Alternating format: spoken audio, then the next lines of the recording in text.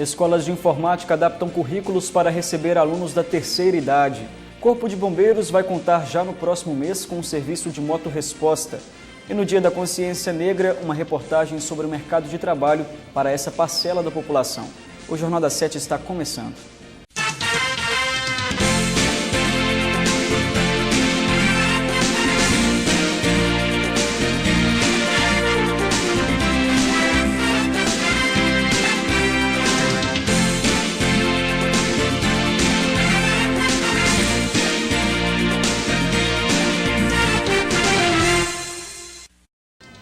Boa noite.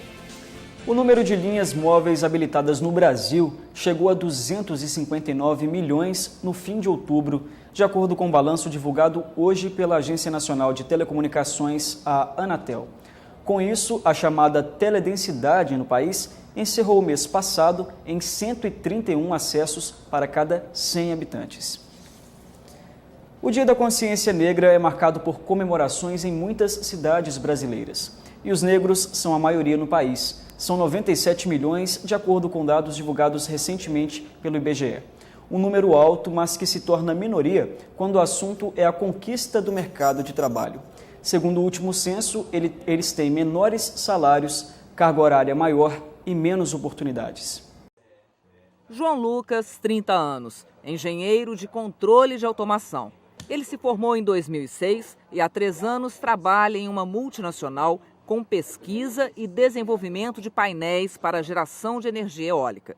Um profissional bem-sucedido, mas que desde muito cedo percebeu que era minoria tanto no ambiente escolar quanto no profissional. E à medida em que se vai para níveis mais hierárquicos mais baixos, aí se percebe uma participação maior. Por exemplo, em produção, técnicos e esse tipo de pessoas com menor formação mesmo. Você percebe que a proporção vai aumentando. No último censo do IBGE, em 2010, a população brasileira era de 190 milhões e 700 mil pessoas. Desse total, 97 milhões se declararam negros e 91 milhões brancos. Esses números do IBGE constataram que pela primeira vez no país, a população negra é superior à de brancos. Em Minas Gerais, as pessoas negras também representam mais da metade da população do estado, 53,5%. Mas apesar de serem maioria, os negros ainda vivem a realidade histórica das desigualdades sociais. A disparidade entre negros e brancos é grande no mercado de trabalho. De acordo com uma pesquisa da Secretaria de Estado de Trabalho e Emprego, em 2010 a taxa de desemprego na região metropolitana de Belo Horizonte foi de 9,5% entre negros e de 7% entre os brancos. 16,6% dos trabalhadores brancos estavam no serviço público, enquanto 11,6% dos negros ocupavam cargos desse tipo. A dificuldade de conseguir bons empregos pode levar muitos negros a trabalhar por conta própria. Há 2 anos, 18,8% eram autônomos, contra 17% dos brancos. Quase 9% dos negros eram empregados domésticos. A jornada dos negros era maior. Enquanto os brancos trabalhavam em média 44 horas por semana, os negros cumpriam 45 horas. Mesmo assim, o rendimento mensal deles era menor. Em 2010, os negros ganhavam em média R$ 1.150, os brancos R$ 1.750. A gente não consegue detectar exatamente onde está a discriminação, nem a discriminação racial, nem a discriminação por sexo. Mas a gente percebe, até pela origem das pessoas que já vêm de condições socioeconômicas piores, no caso dos negros, que existe uma piora da concorrência. Pessoas que vêm de famílias mais pobres, que têm baixa escolaridade, que vêm de regiões desfavoráveis socioeconomicamente, perdem muito na concorrência de uma vaga de emprego em comparação com pessoas que vêm de lugares melhores, lugares mais favoráveis. O Cine Floresta, na capital, registra em média 800 novos cadastros por mês e atende diariamente cerca de 250 pessoas.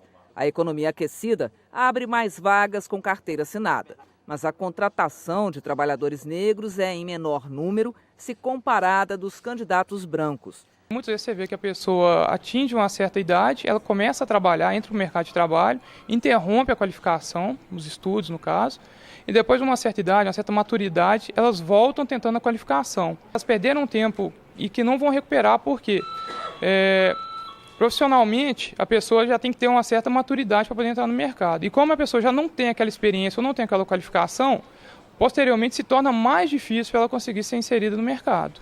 Aos 42 anos, seu Anderson está desempregado. Situação difícil para quem começou a trabalhar aos 14 anos. Ele diz que a falta de estudo é o maior entrave para conseguir um bom emprego. O governo que tinha que cuidar um pouco disso mais, dando educação para ampliar o campo de trabalho para o pessoal que não tem mais esse tipo de educação para adquirir um emprego bom. Assim como seu Anderson, nas ruas da cidade existem milhares de trabalhadores que provavelmente têm ou tiveram a mesma dificuldade.